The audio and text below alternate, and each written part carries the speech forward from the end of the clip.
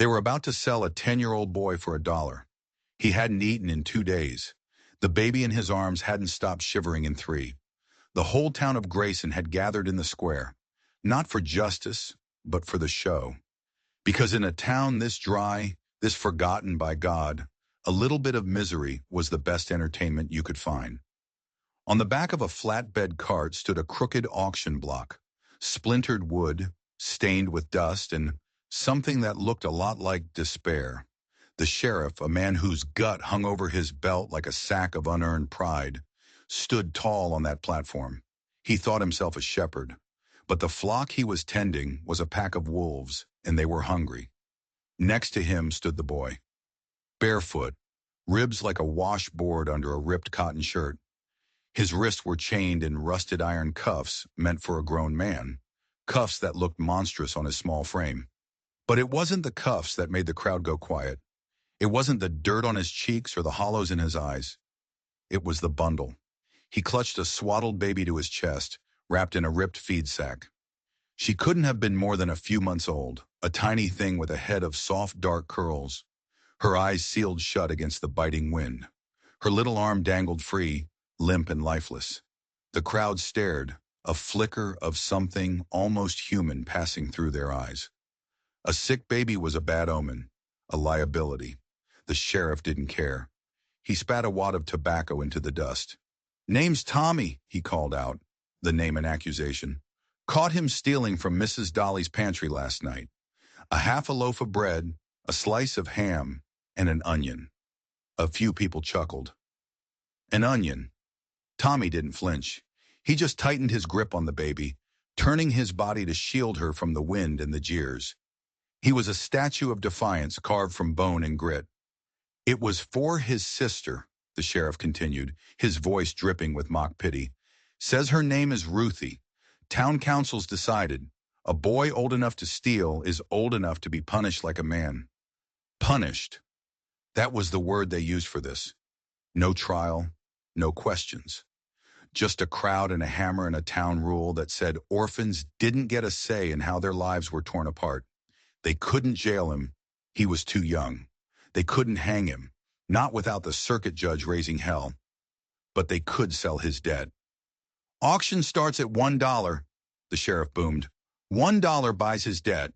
You take him home, you feed him, you work him till he's paid what he owes society. The girl comes with the boy. A package deal." Tommy's knees trembled, but his face was stone. He held the baby so tight you'd think he was trying to press her into his own heart, to keep her safe there. From the crowd, a merchant named Cord Alton raised a hand. A thin smile played on his lips. $2, he said, his voice slick with oil. "He looks like he can carry a sack of beans." Cord had a reputation. He worked his laborers to the bone and paid them in dust. "3, shouted another man, a farmer with hands like shovels. "I'll put him in the barn with the goats. Keep the rats out." 5, 6, the numbers climbed, each one a stone thrown at the boy's already stooped shoulders. The sheriff called them out with the rhythm of a man selling cattle, not a child's life. 7, do I hear 8? Going once? Then a voice cut through the noise, clean, cold, sharp. 10. Every head in the square turned. The bidding stopped dead. The sheriff paused, his hammer hovering in the air. Who in God's name would pay $10 for a half-starved thief and a dying baby? No one had seen him arrive. He sat atop a pale buckskin horse at the edge of the square, a coat draped in the dust of a long road, a hat pulled low over his brow. His beard was dusted with gray, but his shoulders were square and strong, the shoulders of a man who had forgotten how to bend. His eyes, hard and steady, were fixed only on the boy. "I said 10, the man repeated, his voice louder this time, carrying a weight that made the air feel thick. "State your name," the sheriff barked, annoyed that his show had been interrupted. The man dismounted, his boots hitting the packed dirt with a heavy, deliberate sound. Each step he took toward the platform was measured, his gaze never leaving Tommy. He walked like a man who knew exactly where the lines were drawn, and who wasn't afraid to cross them. "Marshall," he said, his voice low and rumbling. "Marshall Rigg." A whisper went through the crowd. "Rigg from South Ridge.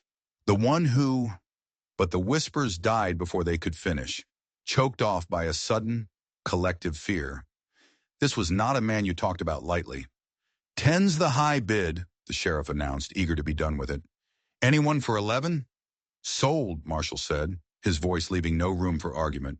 He said it before the hammer even fell. The sheriff hesitated, a sneer twisting his lips. "You sure you want him? Boy's a thief. And that girl," he gestured with his thumb, "she's sick. Looks like she's got one foot in the grave already. More trouble than they're worth." Marshall Rigg just nodded once, his eyes still locked on Tommy. "Then I'll fit right in." The crowd chuckled, but it was a nervous sound now. The entertainment had taken a turn they didn't understand. The sheriff, defeated, tossed the keys to the shackles down to Marshall. They landed in the dust with a soft clink. Marshall didn't make the boy come to him. He walked up onto the flatbed cart, crouched down low so he was eye level with the child, and unlocked the irons himself. The rusted cuffs fell away, leaving raw red marks on Tommy's wrists. The boy flinched but didn't run. He didn't speak.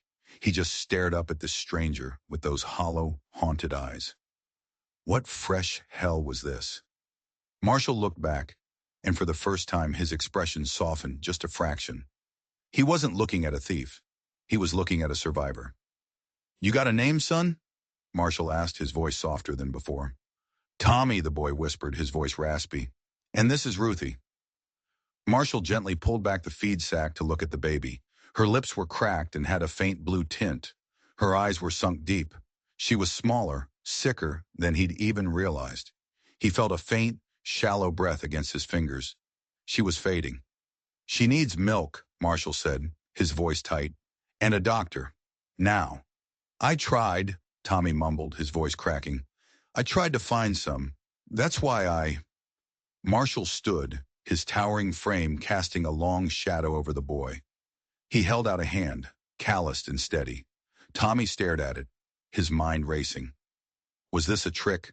Another trap? He'd learned the hard way that an open hand was often just a prelude to a fist. But there was something in this man's eyes, a quiet sorrow, a deep-seated weariness that Tommy recognized. It was the look of a man who knew what loss felt like. Slowly, hesitantly, Tommy reached out and took the offered hand. The square began to empty. The show was over. Folks muttered about fools and their money, but no one dared say it loud enough for Marshall to hear. No one stood in his way as he led the boy and his dying sister toward the edge of town, where a wagon and a weary-looking mule were tethered. He helped Tommy into the back, then handed him a thick wool blanket. "Wrap her good," he said. "We've got a long ride." "Where are we going?" Tommy asked, his voice barely a whisper against the wind. Marshall looked back at the boy, at the tiny, fragile life in his arms, and then out toward the jagged peaks of the South Ridge. "Home," he said simply, but the words sounded strange on his lips, like a language he hadn't spoken in a very long time. And as they pulled away from Grayson, leaving the dust and the judgment behind, a single cold thought settled in Marshall's gut. He wasn't just buying a boy's debt. He was buying a fight with death itself, and he had no idea if it was a fight he could win a second time. They rode in silence, the wheels of the wagon groaning a mournful song against the rocky path. Tommy sat huddled in the back, clutching Ruthie, his eyes darting to every shadow, every twisted branch. He was a cornered animal, expecting the world to lunge at him again at any moment. Ruthie let out a weak, sputtering cough. Tommy panicked, instantly sitting her up, patting her back with a frantic tenderness that broke Marshall's heart. He passed back a canteen without a word. The boy's hands shook so badly that half the water spilled, but Marshall didn't say a thing. He just turned back to the road, his jaw set like granite. He knew that cough. He'd heard it in his nightmares for 10 long years. By nightfall, the sky was a bruised purple, and the stars were hidden behind a thick blanket of clouds. They reached a ridge where a lone cabin sat tucked beneath a stand of ancient pines. It wasn't large, but it was built solid, as if to defy the wind in the world. A thin curl of smoke rose from the stone chimney, a lonely signal in the vast wilderness. Marshall didn't need to ask. He simply stopped the wagon, swung himself down, and walked to the back. He gently took the bundle from Tommy's arms, cradling Ruthie as if she were made of spun glass. The baby felt impossibly light, her body radiating a feverish heat that spoke of a battle being lost within. Tommy scrambled out of the wagon and followed close behind, his hands twitching at his sides. He didn't know whether to run or to fight, so he did neither, simply shadowing the tall stranger into the unknown. The warmth inside the cabin was a physical shock. A fire crackled in the hearth, casting dancing shadows on the clean-swept floor. A simple wooden table stood in the center of the room with two chairs, neither of which looked like they saw much use. It was a place of solitude, a place of waiting. Marshall went straight to a small, sturdy cradle in the corner, a cradle that looked far too new, its wood smooth and unscarred. He laid Ruthie down in it, and the old wood creaked a gentle welcome. It was a sound that hadn't been heard in this cabin for a decade. Without a word, he ladled a thick stew from a pot warming by the fire, poured it into two bowls, and set them on the table. Tommy stared at the food as if it were a mirage. The smell of beef and potatoes made his stomach ache with a hunger so sharp it was painful. "Eat," Marshall said, his voice gruff but not unkind. "It's not poisoned." Tommy obeyed, the spoon trembling in his small hand. He ate with a desperate speed, not looking up, not daring to believe it was real until the bowl was almost empty. The simple act of being fed, of being warm, felt so foreign it was terrifying. "She's sick," Tommy said finally, his voice thick with unshed tears. "She got a cough after the last storm. It got worse." "I'll fetch a doctor at dawn," Marshall said, his gaze fixed on the gently rocking cradle. Tommy's lower lip quivered. "The folks in town, they didn't want her. The women, they looked at her and said she was already a ghost. Said she was dead weight." Marshall's eyes, hard as flint, met the boy's. "Then it's a good thing I'm not them." That night, sleep was a stranger to the cabin. Tommy refused to leave the cradle's side, his small body a sentinel watching over his sister's shallow breasts. Every time her breathing hitched, he would stiffen, his hands clenched into fists. Every time she stirred, he would lean in, whispering her name, a desperate, frantic prayer.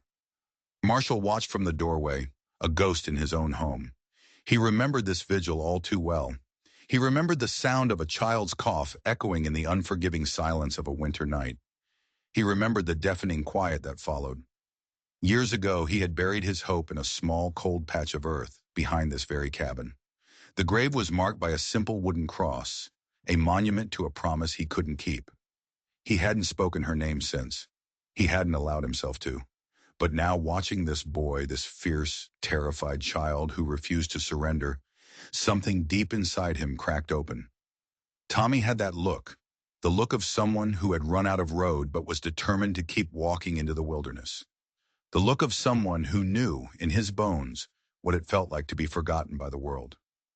Marshall retreated silently, pulled a faded quilt from a chest, and walked back to the boy. He draped it gently over Tommy's trembling shoulders. The boy didn't even notice.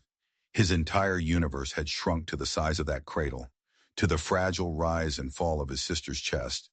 But as dawn approached, a terrible change occurred. Ruthie's breathing became a soft, wheezing rattle. Her skin, already pale, took on a grayish, waxy sheen. Her lips, which had been tinged with blue, were now the color of a stormy sky. Marshall saw it, and his blood ran cold. This wasn't just a sickness. This was a race, and they were losing. He didn't wake Tommy. He simply saddled the mule and rode like a madman into Grayson, the first rays of morning light chasing him like accusations. He returned an hour later, not just with the doctor, but with something else. The doctor was a weary-looking man named Halen, whose eyes held a deep sadness. He took one look at Ruthie and didn't need to ask any questions. He'd seen Marshall rig like this once before, 10 years ago, when a different little girl had been fading in this very same cabin. He worked fast, his hands surprisingly steady. "Keep her warm," he instructed Marshall, his voice low. He produced 2 small glass bottles from his bag. "1 drop of this every hour," he said, pointing to a dark, thick liquid, "and a spoonful of this every 4. He looked from the baby to Marshall, his eyes filled with a grim understanding. "If she makes it through the night, Marshall, she might just pull through." He didn't say what would happen if she didn't. He didn't have to. As sundown painted the sky in bloody streaks, the wind began to howl, clawing at the cabin like a hungry animal. Inside, the fire roared, a defiant beast of light and warmth against the encroaching darkness. Tommy sat by Ruthie's side, his face a mask of concentration, counting the seconds between each ragged breath. Marshall sat in the corner, carving a small block of wood with a steady, methodical hand. The rhythmic scrape of the knife was the only other sound in the room. "You're not going to send us back, are you?" Tommy asked suddenly, his voice small and tight. Marshall's knife paused mid-stroke. He didn't look up. "No." The boy's voice cracked, thick with a fear too big for his small body. Even if she... Marshall finally looked up, his eyes meeting Tommy's in the flickering firelight. His voice was a low, iron promise. "Even then." The night dragged on, each second stretching into an eternity. This wasn't sleep that blanketed the cabin. It was a heavy, waiting silence. The kind of hush that falls right before the world decides whether to keep spinning or to simply stop. Ruthie's wheezing grew softer, quieter. At first, Tommy thought it was a good sign. He leaned closer, a desperate hope flickering in his chest. But then he saw it. Her chest was barely moving. The rise was too slow, the fall too shallow. He hadn't cried yet, not once since the auction block. But now a single hot tear escaped and traced a clean path through the grime on his cheek. It wasn't a tear of sadness. It was a tear of pure, undiluted rage.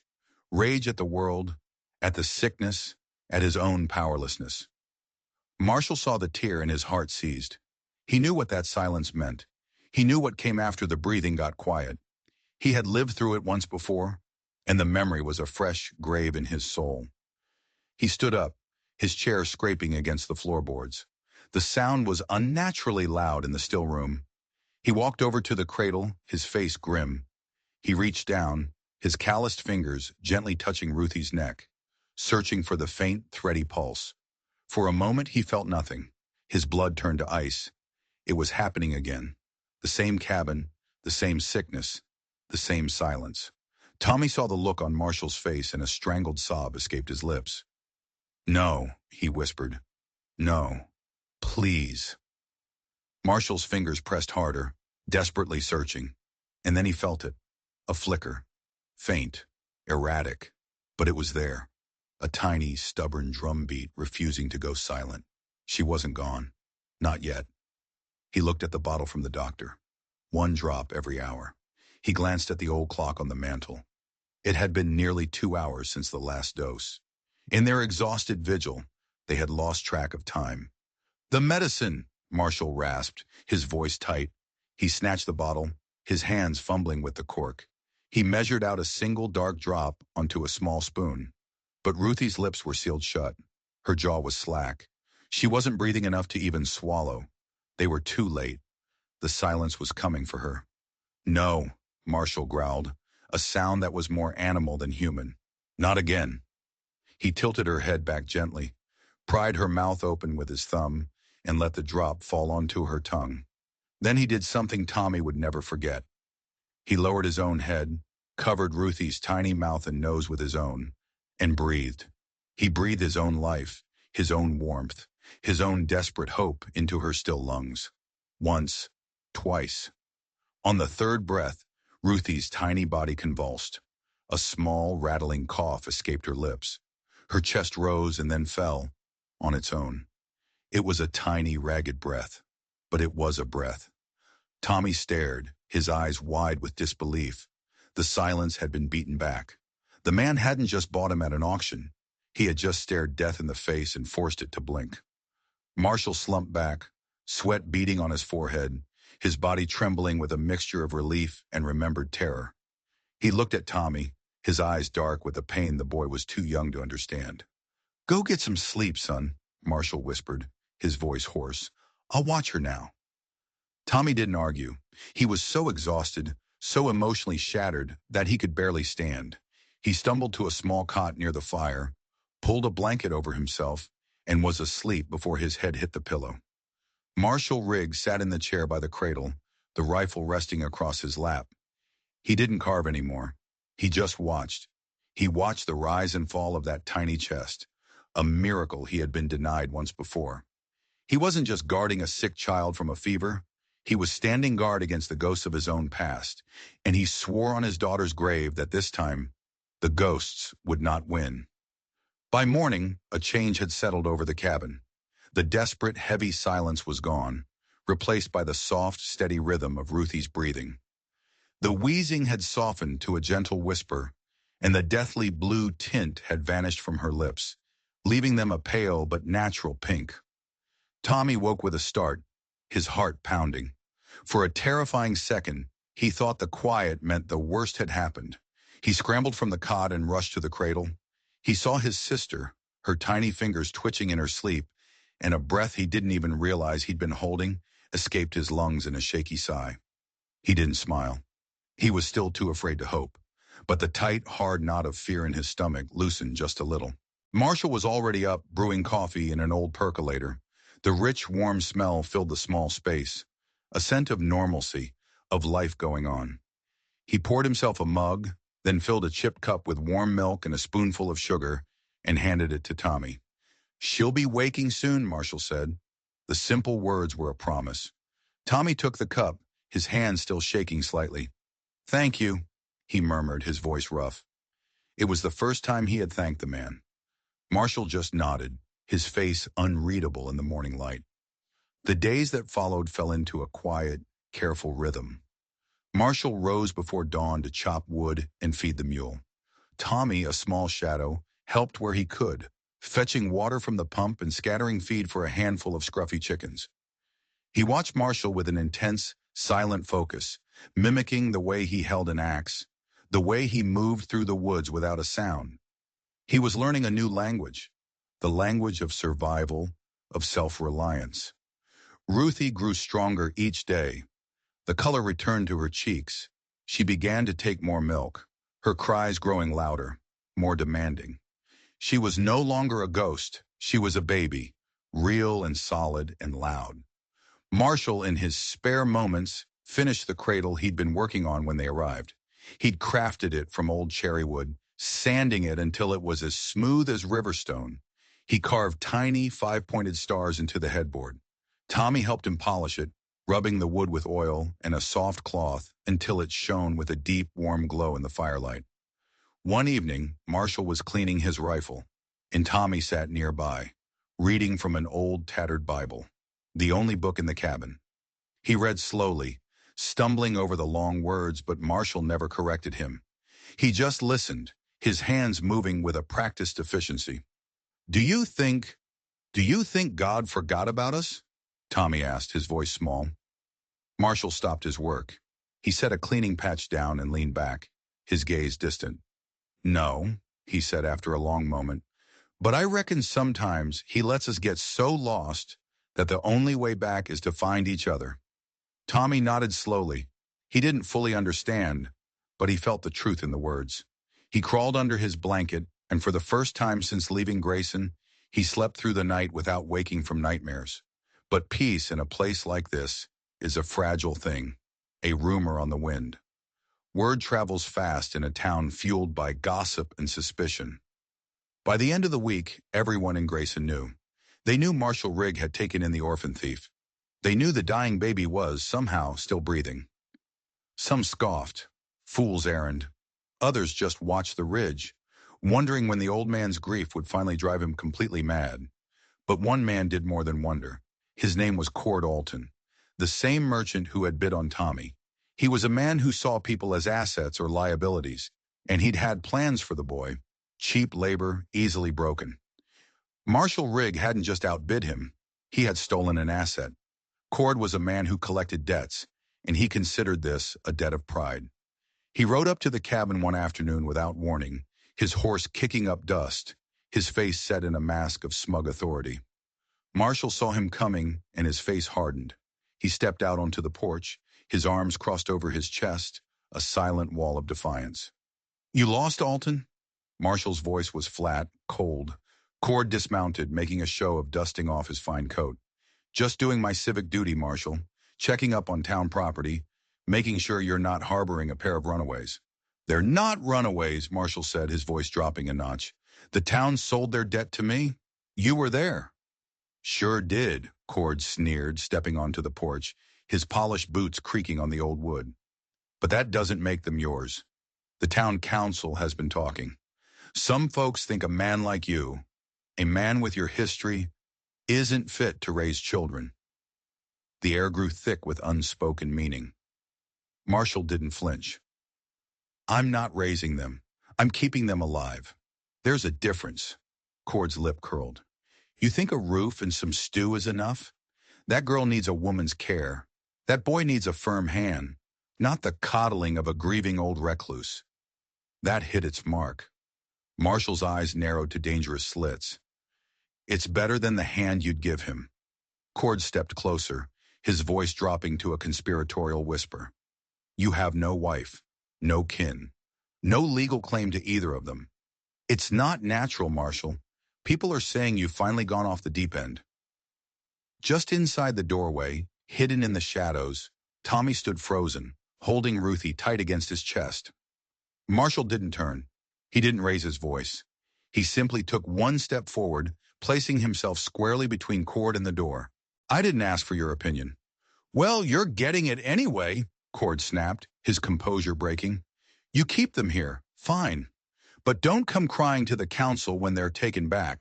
The sheriff might have sold them, but the council's got longer arms and a stronger will. They can declare that sale null and void if they decide it's not in the town's best interest. Marshall's voice was a low growl. Then they can ride up here and try to take them themselves. Cord held his stare for a long moment, then spat into the dirt. He saw the cold, hard promise in Marshall's eyes and knew this wasn't a fight he could win today. But Cord Alton was a patient man. He mounted his horse, a cruel smirk returning to his face. Suit yourself, Rig, he said, turning the horse back toward the trail. But winter's coming, and I don't reckon hope keeps a child warm. He rode off, but the threat he left behind hung in the air, colder than any winter wind. That night, Marshall was different. He stacked extra wood inside, checked the locks on the doors and windows, and sat by the fire long after Tommy had gone to bed, his rifle resting not on the mantel, but on the table beside him. Tommy, lying in his cot, couldn't sleep. The fear was back, a cold snake coiling in his stomach. Are they going to take us? He whispered into the darkness. Marshall didn't turn, not without a fight. A long silence stretched between them. Then Tommy asked the question that had been burning in his mind since the day of the auction, the question he was almost too afraid to ask. Why? He whispered. Why did you buy us? Marshall stared into the flames for what felt like an eternity, the firelight catching the deep lines of sorrow etched on his face. He looked at the cradle where Ruthie slept peacefully. He looked at the boy, so small and so fierce. Because I was alone, he said finally, his voice thick with a pain that was a decade old. And I figured, maybe that wasn't how it had to stay. And in that moment, Tommy understood. This wasn't charity. This wasn't pity. It was something far more fragile and far more powerful. It was two broken souls recognizing a piece of themselves in the other. It was the beginning of a home. But Cord Alton had promised a cold winter, and winter was on its way. The snow came early that year, not in gentle flurries, but in a thick, wet deluge that smothered the world in white. The trail to Grayson became a treacherous ghost path, and the world shrank to the four walls of the cabin. Marshall kept the fire roaring, a constant, hungry beast that devoured log after log. He taught Tommy how to split logs without losing a finger, how to read the mood of the wind, and how to listen for the deep groan of the pines that meant a heavy snow was coming. But the trouble didn't come on the wind, it came on horseback. One night they arrived, 3 riders moving through the blizzard like phantoms. No torches, no warning. Just the muffled thud of hooves on snow and the sharp, angry sound of fists on wood. Bam! Bam! Bam! The door shuddered in its frame. Tommy, who had been dozing by the fire, woke with a gasp, instinctively reaching for Ruthie in her cradle. Marshall was already on his feet, the rifle in his hands moving with a speed that defied his age. He wasn't a grieving recluse anymore. He was a cornered wolf. The door burst open with a scream of splintering wood and torn nails. Cord Alton stood on the threshold, snow swirling around him, his face twisted in a triumphant sneer. By order of the Grayson Town Council, he barked, holding up a piece of paper that was already soaked through. We're taking the children. Behind him, two hired men, their faces hard and mean, stepped into the room, their hands resting on the pistols at their belts. Marshall didn't move a muscle. His voice was dangerously calm. You have a warrant signed by a judge? Got something better, Cord growled. Authority, and the will to use it. Tommy scrambled backward, pulling the cradle with him until his back hit the cold stone of the hearth. Ruthie, startled by the noise and the blast of cold air, began to wail, her sharp cries filling the tense silence. Marshall's voice dropped, becoming as cold and sharp as a shard of ice. You take one more step into this house, I swear before God you will regret it for the rest of your very short life. Cord laughed, a short, ugly sound. What are you going to do, Rig? Shoot 3 duly appointed officers of the town in front of the boy? You'd hang for that. If I have to, Marshall said, and the simple, deadly certainty in his voice made one of the hired men take an involuntary step back. The standoff stretched, thick and hot despite the cold. Ruthie's cries were the only sound, a desperate soundtrack to a scene balanced on a knife's edge. Then one of the hired men, emboldened by Cord's arrogance, took that one step forward. That's when Marshall fired. The shot was an explosion of sound and fury that cracked like thunder inside the small cabin. But he hadn't aimed at a man. He'd aimed at the heavy wooden beam running across the ceiling, just above their heads. Splinters and dust rained down. The beam, weakened by age, groaned and sagged. The 2 hired men yelled and dove back out the broken doorway, cursing and stumbling in the snow. The next one won't miss, Marshall warned, his voice a low growl. The barrel of the rifle was now leveled directly at Cord's chest. Cord Alton stood frozen, his face a mask of shocked fury. The bravado vanished from his eyes, replaced by the cold, stark fear of a man who has just realized he picked a fight with the wrong grizzly bear. This isn't over, Rig, he snarled, his voice shaking with rage. Marshall took a step forward, the rifle never wavering. The firelight glinted off the cold steel. No, he said, his voice a deadly promise. It's just beginning. The night bled into a heavy, oppressive silence after the sound of retreating hooves vanished into the blizzard. Marshall stood in the gaping, splintered doorway, his breath fogging in the frigid air, his jaw clenched so tight a muscle jumped along his cheek. Snow drifted through the opening, dusting the floorboards like fine white ash. Inside there was no softness. Not in the rigid set of Marshall's shoulders, not in the wide, terrified eyes of the boy, and certainly not in the heartbreaking sobs that tore from Ruthie's tiny chest. Tommy didn't ask what had just happened. He didn't need to. He knew the shape of men who came only to take. But this time was different. For the first time in his life, someone had stood between him and the darkness. Not with empty promises or weak pleas, but with fire and steel and a will that would not be broken. Marshall turned, his eyes finding Tommy in the flickering gloom. Get her closer to the fire, he ordered, his voice still rough. Keep her warm. I'll fix the door. Tommy scrambled to obey, his fear slowly being replaced by a surge of awe. He watched as Marshall went to work, his hands steady and sure. He wrestled the broken frame back into place, hammering new nails into wood so cold it seemed to fight back. Each strike of the hammer was a vow, a declaration pounded into the heart of the storm. They will not come through this way again. He didn't just repair the door, he fortified it.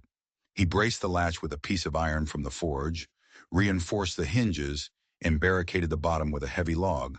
It wasn't pretty, but it was strong. It was a fortress wall built by a single, determined man.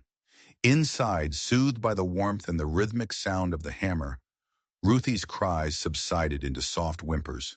Tommy sat curled around her, his small body a protective shell. He watched Marshall with a new kind of reverence. He was watching a man become more than just a man. He was watching him become a safe harbor. That morning the world was muffled and gray. Marshall moved with a grim purpose, stoking the fire and frying what was left of their salt pork. He slid half the meager meal onto a plate and passed it to Tommy without a word. The boy took it, understanding that some mornings, silence was the only language that made sense. After their silent breakfast, Marshall did something strange. He pried up a loose floorboard near the hearth and pulled out an old leather-bound ledger. The pages were yellowed and wrinkled with age. Inside, written in a fading script, were names, dates, and lists of debts. "What's that?" Tommy asked, peering over his shoulder. "Records," Marshall said, his voice distant. "From when this place was a working ranch." "Was it yours?" Marshall shook his head, a shadow passing over his face. "My brother's. He died. Left it to me." Tommy hesitated, then asked the question that followed naturally. "You don't have a family?" Marshall's jaw tightened. For a long, heavy moment, it seemed he wouldn't answer. Then he spoke a single, clipped sentence that held a world of pain. "I used to." That was all he said. But the way he closed the ledger, the way he gently placed it back beneath the floor, spoke volumes. It spoke of a door to the past that he kept firmly locked. Days later, another message came. It wasn't delivered. It was impaled on a fence post at the bottom of the trail, a single folded page held in place by a hunting knife. The writing was formal, cold. "To Mr. Rigg, the Council of Grayson has determined that your recent hostile behavior constitutes a breach of the social contract. You have no legal guardianship over the children in your care. By order of the council, you are to return them to the town by the end of the week. Failure to comply will result in legal action and your arrest." Marshall read it twice, his expression unreadable. He pulled the knife from the post, folded the letter, and tucked it inside his coat. When he returned to the cabin, he didn't mention it. But Tommy knew. He saw the new tension in Marshall's shoulders, the hard set of his jaw. Are you going to send us back?" Tommy finally asked, his voice trembling. Marshall looked up from the fire, and the look in his eyes was fierce enough to burn. It was the look of a man who had already lost everything once, and would rather die than go through it again. "No," he said, his voice low and steady. "I'm going to town." He rode out that evening, leaving Tommy with a rifle, a pot of stew, and strict instructions not to open the door for anyone. The boy nodded, his face grimly determined, clutching the weapon like it was a holy relic. Marshall didn't ride to the sheriff's office. He didn't ride to the council hall. He rode straight to the small clapboard chapel at the edge of town. Pastor Ward, an old man with kind eyes and hands that trembled with age, was locking up for the night. "Marshall," he said, his voice filled with surprise. "It's been a long time." "I need a witness, John," Marshall said, his voice tight with urgency. The pastor didn't ask why. He simply unlocked the chapel doors and led Marshall to the front pew. There, in the flickering candlelight, Marshall laid the council's letter on the altar like a challenge. "I want to make it legal," Marshall said quietly. Pastor Ward blinked. "You mean adoption?" "I mean whatever it takes," Marshall said, his voice raw. "They're not my blood, but they're my kin. I'm not giving them back." The old pastor studied him, his gaze knowing and sad. "You know this piece of paper won't stop a man like Cord Alton." "I know," Marshall said, "but it will slow him down, and it will show them that someone is willing to stand. It will show the town that there's a law higher than the council's greed." The pastor sighed, a deep, weary sound. "The boy, he's not yours, Marshall." Marshall's voice was thick with emotion. "He is now." "And the girl?" For the first time, Marshall's voice faltered. She reminds me of someone." The pastor understood. He nodded slowly, then walked to a small desk and pulled out an old marriage register. Tucked in the back were blank forms for guardianship, intended for orphans placed by the church. They were old, dusty, and probably not entirely legal, but they were official. They were a record. He began to fill it out, his trembling hands scratching across the page. Thomas, no last name. Ruthie, no last name. Under the line for relation to guardian, the pastor paused. Marshall's voice was firm. "Put by the grace of God." He returned to the cabin well past midnight. Tommy was awake, sitting in a chair by the door, the rifle across his lap. He looked small and fierce, a boy forced to become a soldier. When he saw Marshall, the tension drained from his body, and he sagged with relief. "Did you stop them?" he asked.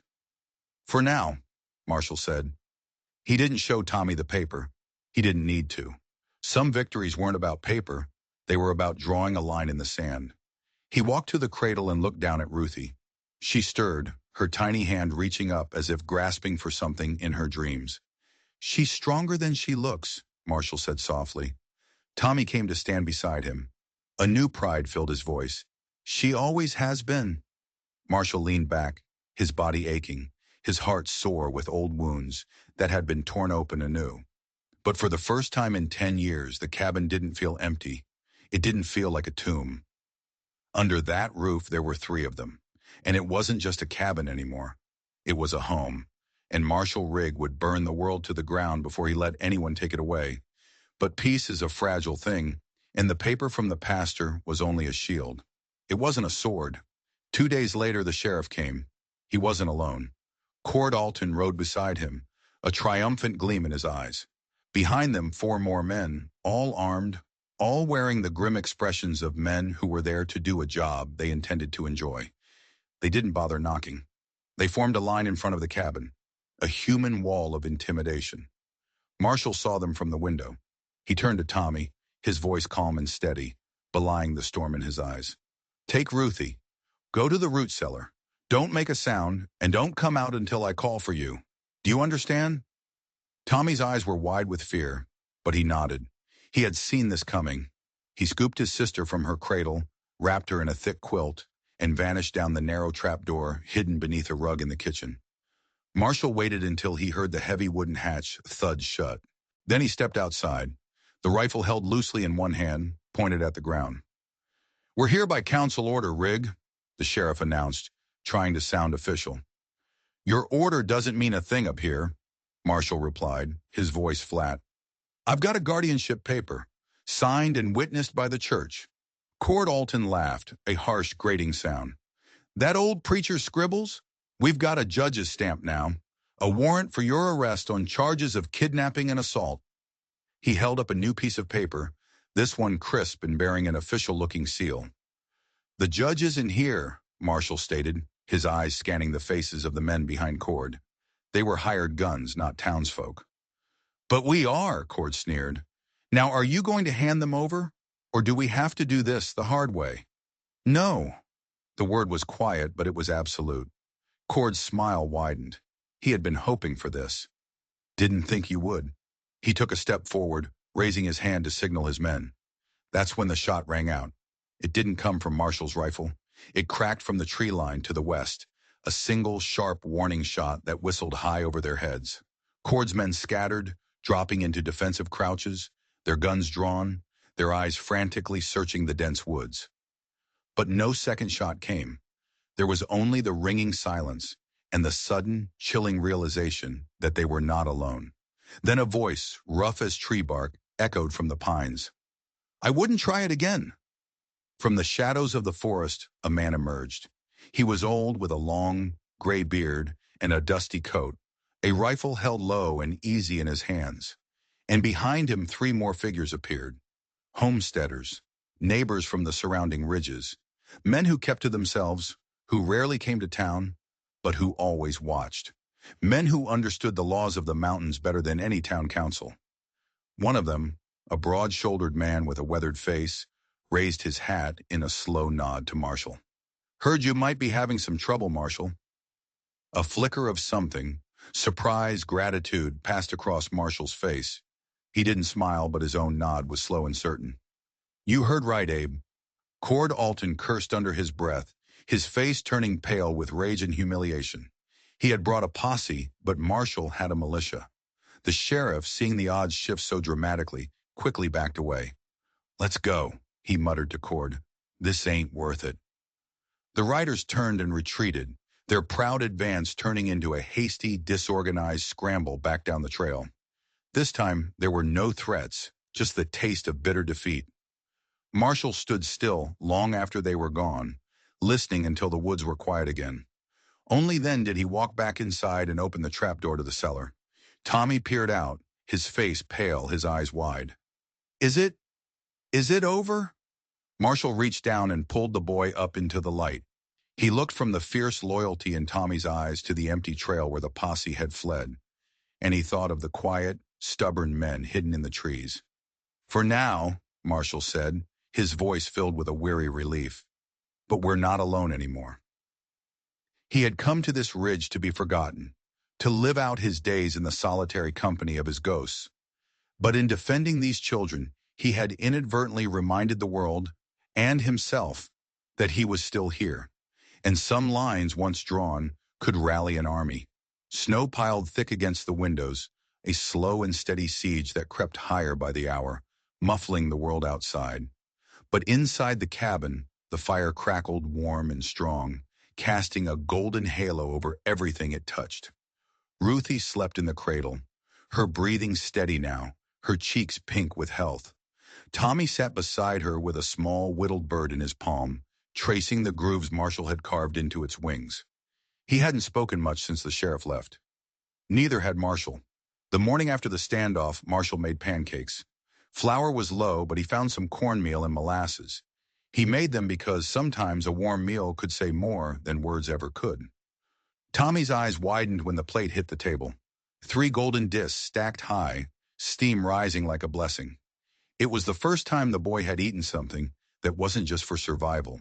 It was a small, quiet celebration.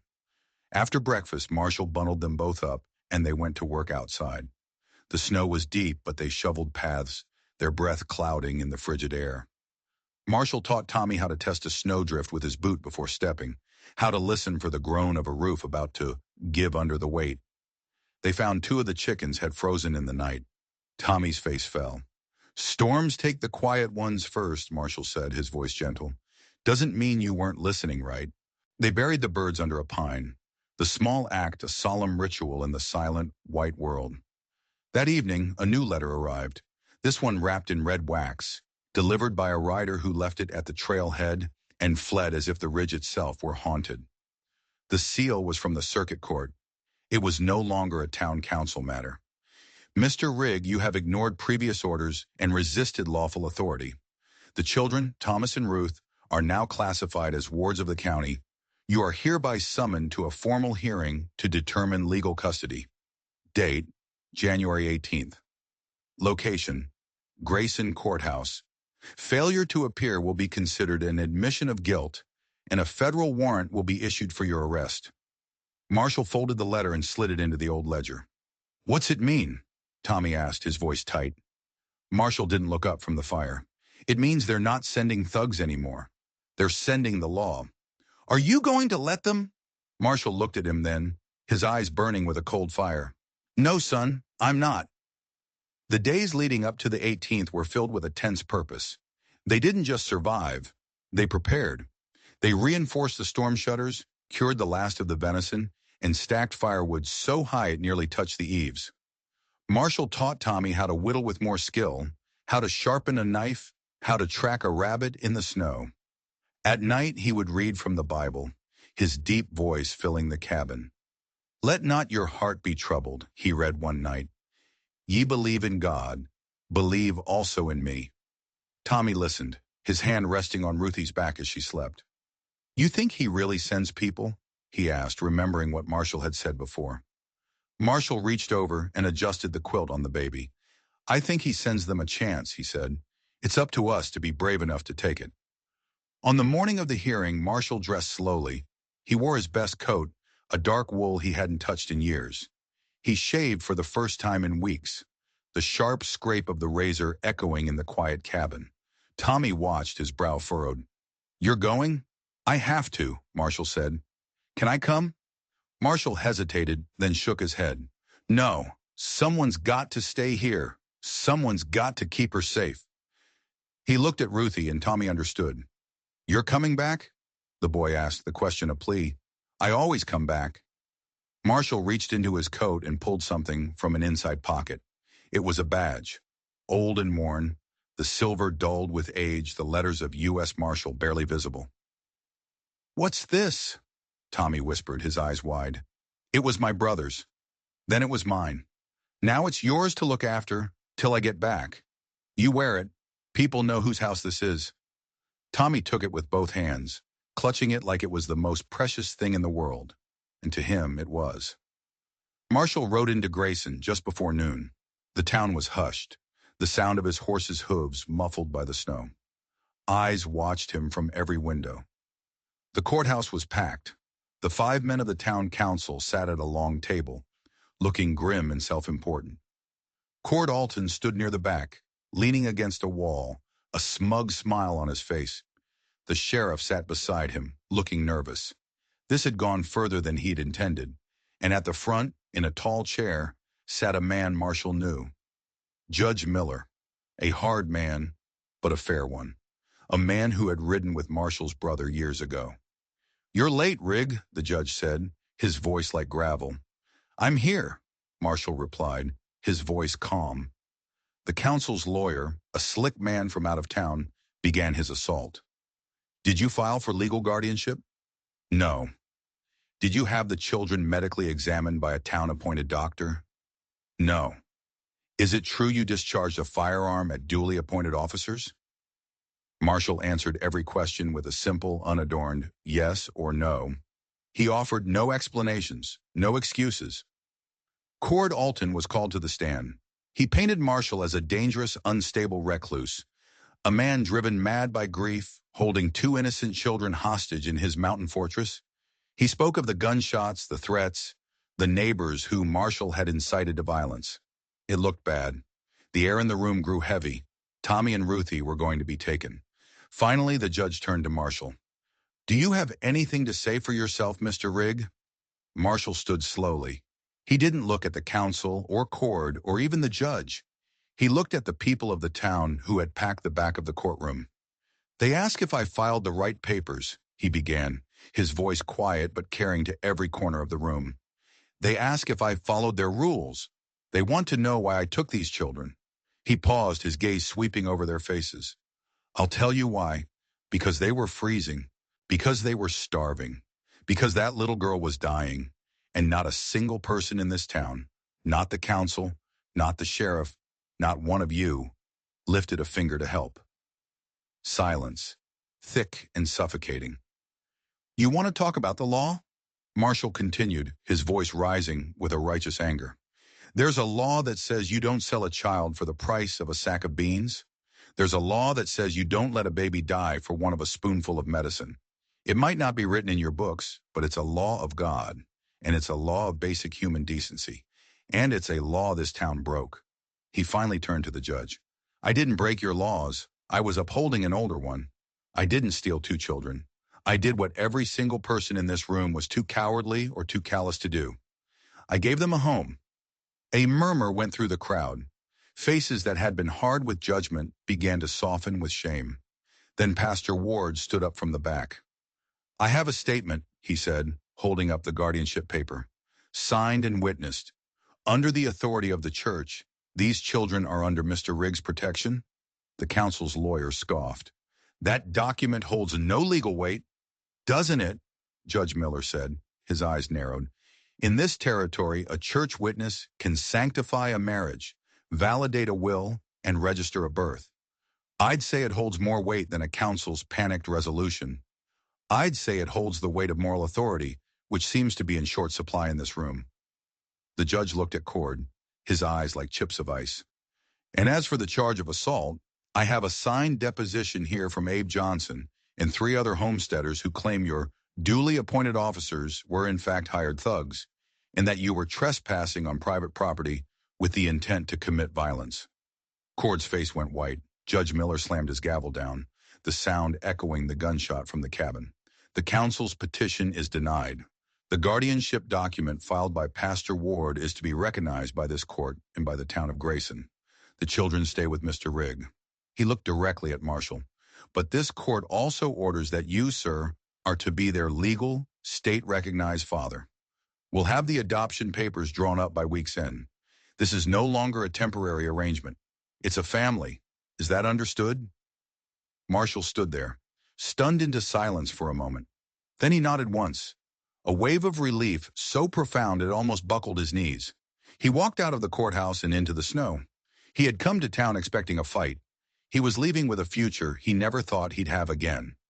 When he opened the cabin door late that night, Tommy was sitting in the chair, the old badge pinned crookedly to his shirt, fast asleep.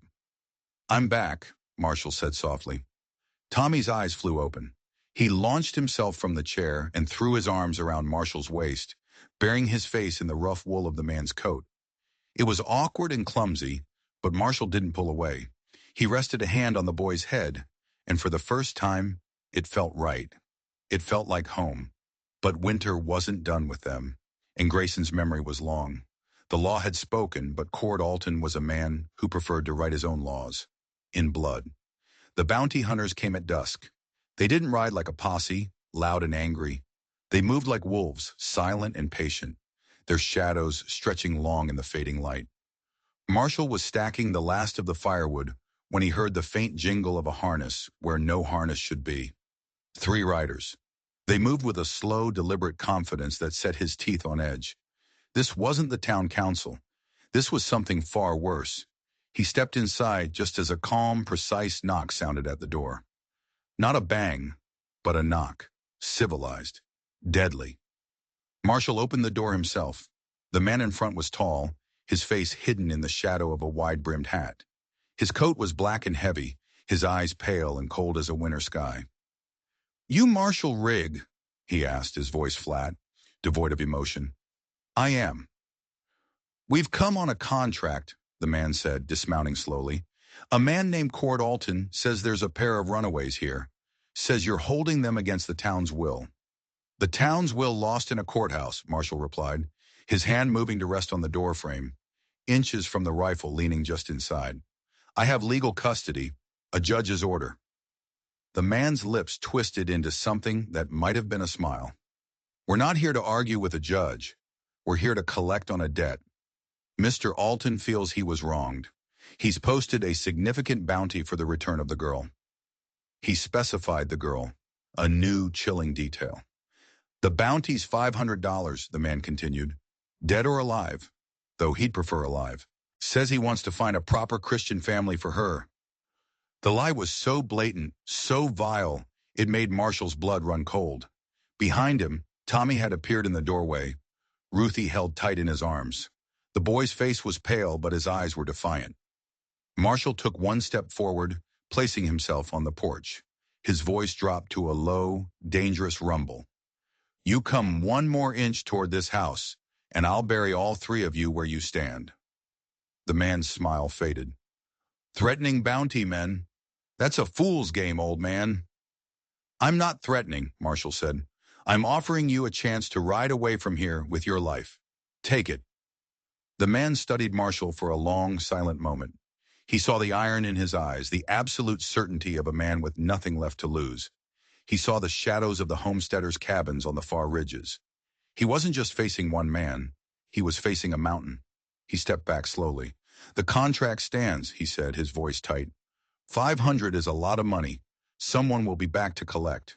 Maybe not us, but someone will." He mounted his horse, and the 3 of them vanished back into the trees like smoke. That night, the cabin was silent. Finally, Tommy looked up from the fire, his eyes glistening. "They're going to come back, aren't they?" "Yes. They'll try to take her." "Yes. And they might kill you." Marshall set aside the piece of wood he was carving. He leaned forward, his elbows on his knees. "There are some things in this world worth dying for, son," he said, his voice soft but firm. "A home is one of them.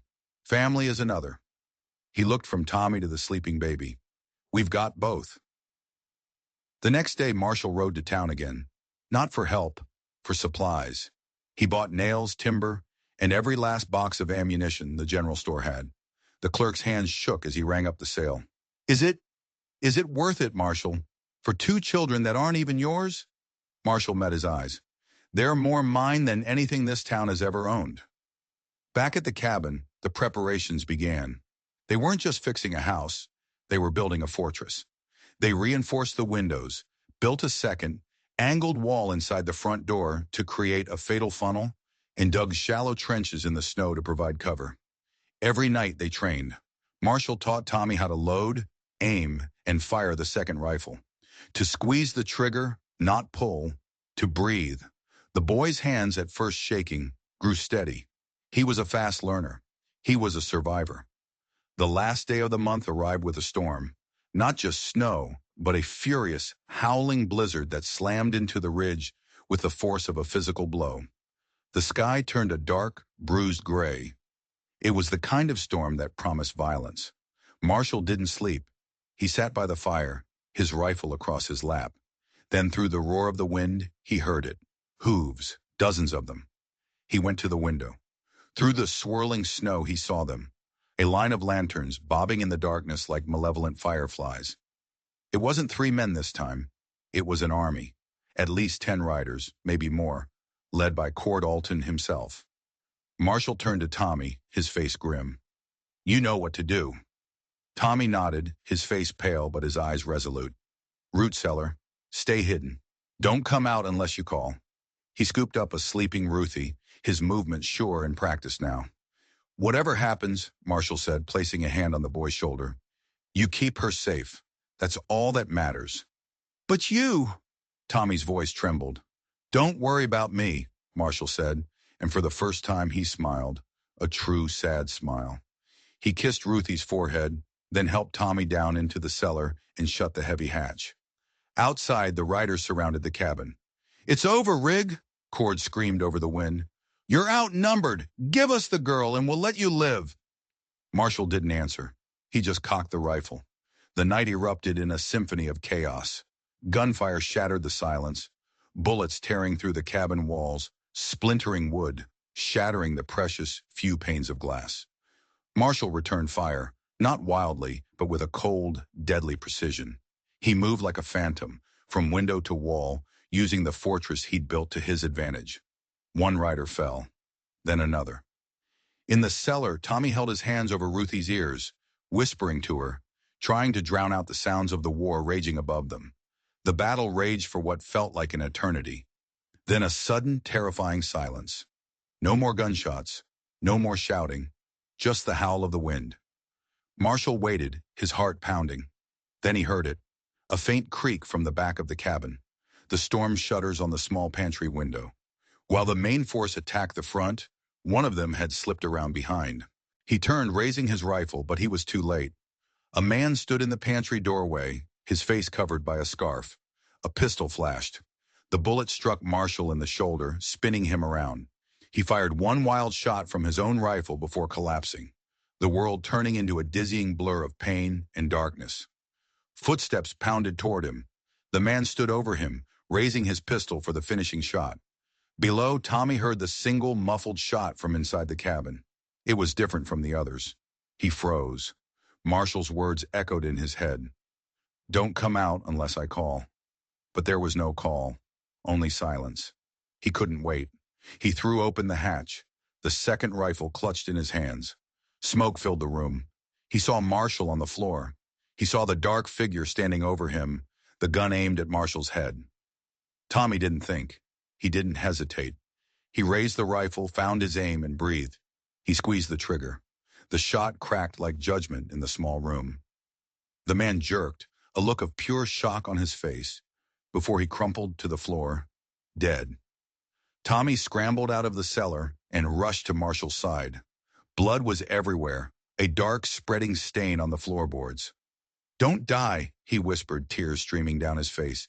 "Please, don't die." Marshall's eyelids fluttered. "Tommy, I told you. Stay down." "I had to," the boy sobbed. Suddenly, the front door, already weakened, exploded inward, blasted off its hinges by a shotgun. The blizzard roared into the room, bringing with it Cord Alton and 2 of his remaining men. The blast threw Tommy backward. He saw the men flood into the cabin, their faces lit by the firelight, twisted with rage. He saw Cord's eyes land on Marshall, then on the dead man by his side. "You little brat!" Cord screamed, raising his shotgun. "You'll pay for that." But before he could fire, something happened that no one expected. The lantern, struck by a stray pellet from the shotgun blast, crashed down from its hook. It shattered on the floor, spilling burning oil across the dry rug. Flames erupted, a whoosh of orange and yellow that raced across the room with terrifying speed. The cabin, their fortress, their home, was turning into a funeral pyre. The men backed away, cursing, their attention shifting from murder to survival. "Forget it," one of them yelled. "Let's get out of here." Cord hesitated, his face a mask of pure hatred. He looked at the fire, then at Marshall and the boy. "Let them burn," he snarled, and then he was gone, swallowed by the storm. The cabin was an inferno. Smoke choked the air.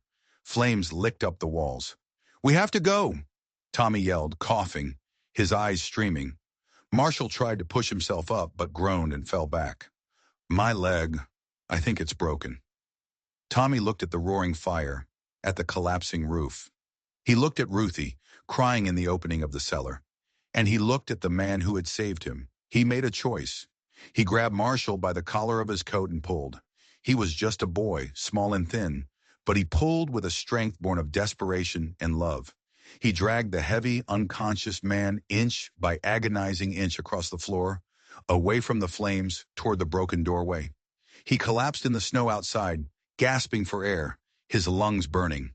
He crawled back, pulled Ruthie from the cellar, and huddled with her in the snow, watching as the roof of their home caved in, sending a shower of sparks into the night sky. Marshall lay beside them, pale and still. The fire was out, but the cold was a new enemy, just as deadly. They were 4 miles from Grayson, stranded. Marshall was dying. Tommy wrapped Ruthie in every blanket he could find, tied her securely to his own chest. He managed to get Marshall onto the mule, a dead weight that tested the limits of his strength. And then he started walking. He walked through the blizzard, leading the mule, his small body bent against the wind. He didn't think about the cold or the fear or the exhaustion. He just thought of Marshall's voice. "I always come back." He staggered into the Grayson town square, just as the first hint of dawn was breaking the sky. He was covered in soot and snow, his face streaked with frozen tears. He didn't yell for help. He couldn't. He just stood there, a ghost of a boy with his dying father and his baby sister, a silent testament to the night's horror. A door opened, then another. It was Pastor Ward who saw them first, then Dr. Halen. There were no questions. They saw the blood, the burns, the exhaustion. They carried Marshall to the doctor's office. The town gathered, their faces a mixture of shock, guilt, and awe. They had watched this drama from a distance, but now it was here, bloody and real, on their doorstep. When Cord Alton appeared, limping from an injury sustained in his hasty retreat, a path cleared for him. He saw Tommy and sneered, "You'll hang for what you did, boy." Tommy stood, clutching Ruthie, his small body trembling, not with fear, but with a cold, hard rage. "He was protecting us," he said, his voice clear and strong. "He's a killer," Cord spat. "No," a new voice said, weak but firm. Every head turned. Marshall stood in the doorway of the doctor's office, leaning heavily on the pastor, his arm in a sling, his face pale as death. But his eyes were on fire. "He's my son," Marshall said, his voice ringing through the silent square. "You want to take him. You'll have to come through me. Again." Cord stared, and for the first time, he saw not just a man, but a legend. He saw the unkillable spirit of the mountain. He saw his own defeat. He turned and limped away, and no one followed him. The cabin was ashes. But the next week, the homesteaders from the ridge came down. Abe Johnson led the way. Then one by one, some of the townsfolk started appearing. The store clerk with a box of nails, a blacksmith with new hinges, women with food and blankets. They had been cowards, but the courage of a boy and the resilience of a man had shamed them into being neighbors.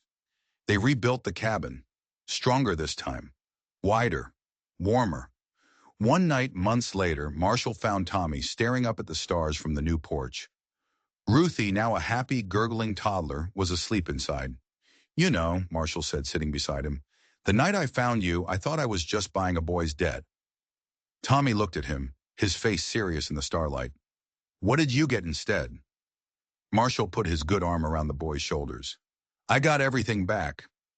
The boy from the auction block and the man from the lonely ridge had faced the worst of the world and had not been broken. They had been forged. In the heart of that fire, they hadn't lost a home. They had become one. If this story of justice and redemption moved you, hit that subscribe button and ring the bell. You never know when you'll find a story that reminds you what it truly means to fight for a family. And trust me, you won't want to miss the next one.